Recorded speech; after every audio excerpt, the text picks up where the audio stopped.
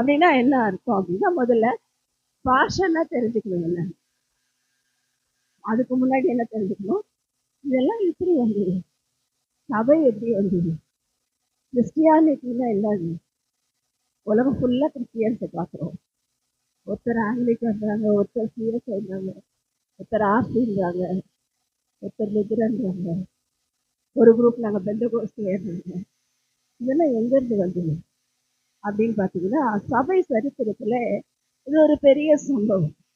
ஏன் இங்கே போயிட்டீங்க சிஸ்டர்னா, அங்கேருந்து தான் ஆரம்பிக்கும். முதல்ல அது தெரிஞ்சாதான் எப்படி பெந்தகோஸ்தேலேருந்து ஆவியின் வரங்கள் வந்தது என்கிறதை நாம் புரிந்து கொள்ளணும். இப்படி சபை பாகுபாடுகள், பிரிவுகள் நிறைந்த காரியங்கள்ல தான் புரொட்டஸ்டன்ட் அவர்கள் எழுந்தாங்க. எங்க பார்த்தாலும் லுத்ரனும் ரோமன் கேத்தலிக்கும் பரம்பி இருந்த காலம். அப்ப என்ன பண்ணாங்க, ப்ரொட்டஸ்ட் பண்ணி ஒருத்தர் எழும்புறார், மார்ட்டின் லூதர். அவர் தான் என்ன பண்ணாரு, லுத்ரன் சபைகளை ஸ்தாபித்தார். அவர் மூலமா தான் மெத்தடிஸ்ட் சபைகள் அந்த பிரிவுகள்லாம் வந்தது. அதுல இருந்து பெந்தகோஸ்தே, இது எல்லா பிரிவுகளும் வந்துச்சு. ஆனா ஒன்னொன்னுத்துக்கும் ஒரு ஒரு டாக்டரின் வச்சாங்க. காரணம் என்னன்னா, பைபிள்ல என்ன இருக்குன்னு தெரியல.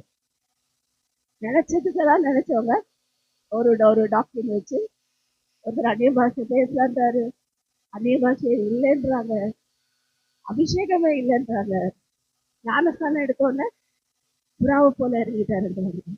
இப்படி அந்நிய உபதேசங்கள் பெருகுகிற நாட்கள்ல நாம பார்க்க வேண்டிய, நம்ம படிக்கிற வேதம் என்ன சொல்லி கொடுக்கும், வேதத்துல என்னெல்லாம் இருக்கு அதை தான் பார்க்க போறோம். கதட பரிசுத்த நாமத்துக்கு சோதனை. இங்க நாம் பார்க்கிறோம், இந்த அநேக விதமான வேத பாடங்கள்ல, இறையியல் பாடங்கள்ல மிக முக்கியமானது என்னன்னா, நியூமட்டாலஜி என்று சொல்லப்படுகிற பரிசுத்த ஆவியை குறித்து நாம் படித்துக் கொள்கிற ஒரு அனுபவம். அப்படின்னா என்ன இருக்கும், ஹோலி ஸ்பிரிட் பரிசுத்த ஆவியானவரை குறித்து படிக்கிறதுக்கு பேர் தான் நியூமட்டாலஜி. இது ஒரு இறையியல் பாடம். இதை படிக்கிறதுக்கு சிஸ்டர்லாம் சொன்ன மாதிரி எத்தனையோ வருஷம் படிக்கிறாங்க. அது என்னதான் படிச்சாலும் பைபிள் படிச்சாதான் தெரியும். அவங்கெல்லாம் வெளியே இருக்கிறத சொல்லி தருவாங்க. நமக்கு பைபிள்ல இருக்கிற ஆவியானவர் இறையியலை அழகா சொல்லி கொடுக்கணும்.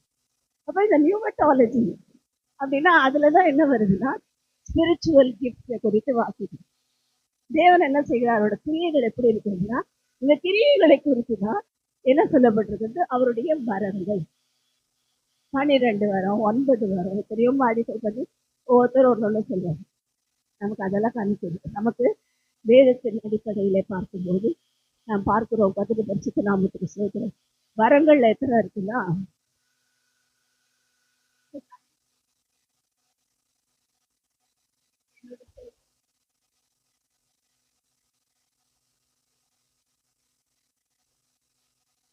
தமிழ் வந்தா எல்லாத்தையும் ஈஸியா.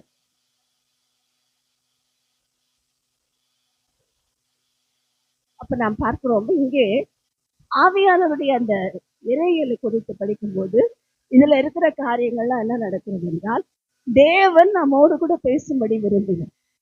ஆதி ஆகமத்துல வாசிக்கிறோம், தேவன் ஆதாமோடும் ஏவாளோடும் பேசினார்.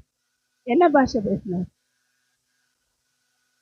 என்ன பாஷை பேசி இருப்பார், அவர் பேசினது தேவ பாஷை.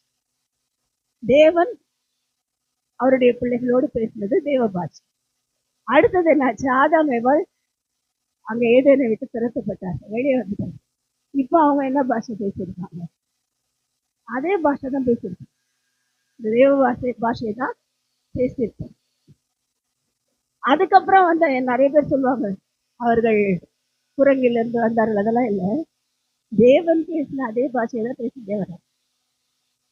அப்ப பாஷை எங்க தெரியுது, பைபிள் எடுத்து படிச்சா தெரியும். ஆதி ஆகமம் 10ஆம் அதிகாரத்தை வாசிச்சீங்கன்னா, பேலேகி நாட்கள்ல 11ஆம் அதிகாரத்துல பேலேகி நாட்களிலே பூமி பகுக்கப்பட்டது. ஏன் பகுக்கப்பட்டது அப்படின்னு பார்த்தோம்னா, நிம்ரோதுன்னு ஒரு எழுதுறான், 10 வருஷத்துக்கு நாமத்துக்கு சொல்றேன்.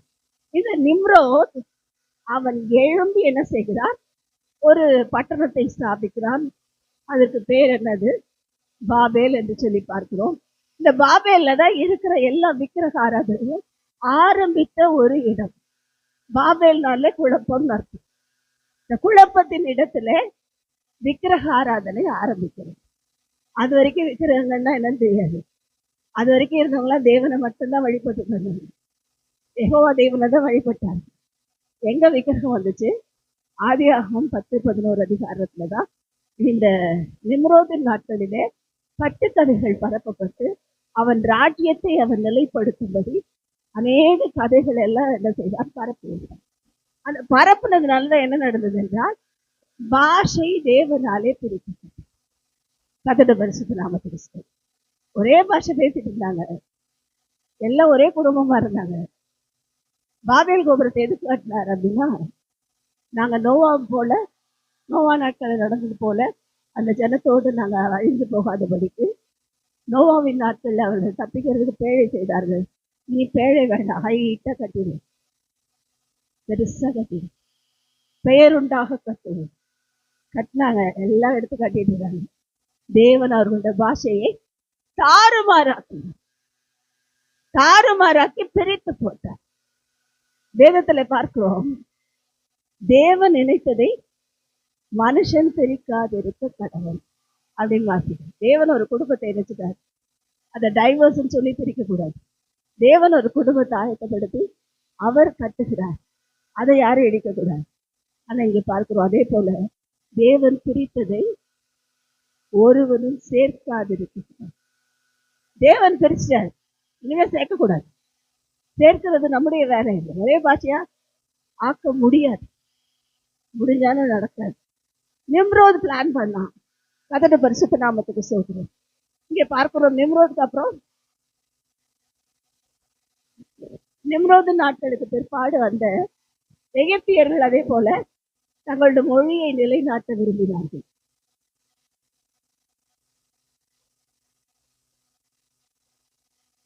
கதட பரிசுத்த நாமத்துக்கு சொல்கிறோம். தங்களோட மொழியையும் பாஷையை நிலைநாட்ட விரும்பினார்கள். இப்ப எகிப்தும் போயிருச்சு, ஒரே பாஷை வந்துச்சு, எகிப்தும் போயிருச்சு. கதட பரிசுத்த நாமத்துக்கு சொல்கிறோம். அடுத்தது என்னாச்சு? இப்படி அநேக ராஜ்யங்கள், மொழியை நிலைநாட்ட வந்த ராஜ்யங்கள் எல்லாம் தேவனாலேயே தாறுமாறாங்க. அதை வாசித்து பார்த்தீங்கன்னா தெரியும். அடுத்து நேபுகாத் நேச்சார் என்ன சொல்றான்? ஒரே தெய்வத்தை வணங்கணும், தண்டோரா போட்டு இதை வணங்கணும், இல்லைன்னா அக்னியில போடப்படுவீர்கள், இல்லைன்னா சிங்ககபியில போடப்படுவீர்கள், இப்படிப்பட்ட தண்டனைகளை நியமித்தான். அவனுக்கு மெயின் என்னன்னா, கல்தேயர் பாஷை ஒரே பாஷையா இருக்கணும் உலகம் இல்லை, என் பாஷை தான் பெருசு அப்படின்னு நினைச்சான். ஒரே பாஷையை உண்டு பண்ண விரும்பினான். பார்த்தா நேபுகாத் நேச்சாருக்கு பைத்தியம் பிடிச்சது. ராஜ்யம் இல்லை, அவனுடைய மகன் சில நாட்கள் ஆண்டான், அவனுடைய பௌத்திரன் பேரன் ஆண்டான். ஆனா நிலைக்கல. தேவனதை மெனே தெக்கேல் உப்பாசின் என்று சொல்லி கவிழ்த்து போட்டார். இது என்ன பாஷைன்னு கேட்காதீங்க, அப்புறம் சொல்றேன். கதட பரிசுத்த நாமத்துக்கு சொல்றேன். அது மாத்திரமல்ல, அதுக்கு பிற்பாடு வந்த கிரேக்க சாம்ராஜ்யத்தின் ராஜா அலெக்சாண்டர், அவன் வந்தான். அவனுக்கு என்னன்னா, கிரேக்க பாஷைய எப்படியாவது சாதிக்கணும். யூதர்கள் அதிகமாய் பரவுனதுனாலே எபிரை பாஷை உலகம் எங்கும் இருக்கிறது போலவே அடுத்து பெரிய பாஷையா இருந்தது கிரேக்க பாஷை. ஏன்னா அலெக்சாண்டர் ரெண்டு பேரும் தான், அலெக்சாண்டர் த கிரேட் பெரிய ராஜா, உலகம் ஃபுல்லா அவர் கீழே வந்துருச்சு. எல்லாம் நான் சொல்ற லாங்குவேஜ் தான் படிக்கணும் சொல்லிட்டார். ஆனா தேவன் என்ன செய்தார்? அவனுடைய ராஜ்யமும் ஒரு சில நாட்களுடைய ஜெனரல்ஸ் அவங்க மூலமாவே அது அழிக்கப்பட்டு போனது என்று பார்க்கிறோம், சிதைக்கப்பட்டு போனது. அதுக்கு பிற்பாடு வந்த ரோம சாம்ராஜ்யம். இந்த ரோம சாம்ராஜ்யத்தின் அந்த ராஜாவும் என்ன செய்ய நினைத்தான்? எப்படியாவது ஒரே பாஷை. பாத்தீங்கன்னா கிரேக்க பாஷைக்கு அப்புறம் ரோமன் பாஷை எங்க எடுத்தாலும் ரோமன் காரியங்கள் அதிகமா பரம்பி இருக்கும் உலகத்திலேயே. அவர்களுடைய கல்ச்சர் நிறைய இடத்துல இருக்கும். கதட பரிசுத்த நாமத்துக்கு சொல்றோம். இப்படி அவர் எல்லாம் செஞ்சுட்டு இருக்காரு, எல்லாம் பண்ணிட்டு இருக்காரு. ரோம சாம்ராஜ்யமும் சில நாட்களிலே சிதைக்கப்பட்டு அப்ப எல்லாம் போயிடுச்சு. அப்பதான் ஒண்ணு தெரிஞ்சுக்கணும், எது பாஷையை முக்கியப்படுத்தி நிலைநிறுத்தப்பட வேண்டும் என்று நினைக்கிறதோ அந்த ராஜ்யம் அழிந்துட்டு ஒரே பாஷையில் இருக்காது. தேவ திட்டத்துக்கு விரோதமாய் எந்த ராஜாவும் செயல்பட முடியும். இப்ப அடுத்த ராஜா வரப்போறான். அவன் தான் இப்போ ஏஐ.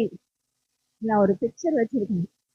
இதெல்லாம் இதுல சேர்த்து போடணும்னு நினைச்ச ஒரு வீடியோ, ஹோலோகிராம் என்று சொல்லி ஒரு In the video. room to நான் அது the special பிற்பாடு camera குரூப்ல so you can அனுப்புறேன், see அதை exactly பார்த்துக்கோங்க. what I'm அந்த seeing. Hologram Let's get video started. பார்த்தீங்கன்னா First, ஒரு லேடி let me introduce பேசுறாங்க. you to Mini அவங்க Me. ஒரு பேசிட்டு இருக்கும்போது அவங்க கையில ஒரு பொம்மை There she வந்துடுச்சு, is, ஒரு my perfect hologram. மனுஷன் போல And வந்துடுச்சு. thanks to the power அது of கொஞ்ச நேரம் HoloLens இவங்களை 2, பார்க்குது. she just floats around with பார்த்து me. I'm அடுத்த literally சில நிமிடங்கள்ல holding my அந்த hologram. லேடி மாதிரி So இது மாறி natural. Now she's a little மாறி small முன்னாடி இப்ப to நான் do இங்க a இருந்து keynote. பேசுறதுக்கு முன்னாடி So என்ன let's போல gear ஒரு it up. பொம்மை See பேசு. if she can do full size அது வெறும் Japanese இதுதான், ஹோலோகிராம். keynote. அது ரியல் கிடையாது, ஆனா ரியலா இருக்கு. இந்த அம்மா பேசுற ஜப்பானிய லாங்குவேஜ் அது வந்து இங்கிலீஷ்க்கு டிரான்ஸ்லேட் பண்ணும். இந்தம்மா இங்கிலீஷ்ல பேசினா அது ஜப்பானுக்கு டிரான்ஸ்லேட் பண்ணும். எல்லா பாஷையும் அதுக்கு தெரியும். இது பேர் என்னது? இப்போ வந்திருக்கிற ஆர்டிபிஷியல் இன்டெலிஜென்ஸ். இதுதான் இருக்கிறதுல அந்த கிறிஸ்தவனுடைய கருவியாய் பயன்படுத்தப்பட்டு இருக்கிறார். இதுவும் அழிந்து போகும். ஒரே பாஷையை யாரும் கொண்டு வர முடியும். பரிசுத்த ஆவியானவர் ஏன் நமக்கு கொடுத்தார்னா உலக ஜனங்களுக்கு கொடுக்கல, பரிசுத்தவான்களுக்கு. நமக்கெல்லாம் என்ன வேணும்? ஒரு மனம் வேண்டும், ஒரே ஆவி வேண்டும், ஒரே பாஷை வேண்டும். இந்த பாஷையை நாம பேசும்போது நான் பாஷை பேசுறேன், நிறைய பாஷை பேசுறேன், தூதர் பாஷையை பேசுறேன், மனுஷர் பாஷையை பேசுறேன்னு எழுதுறாரு.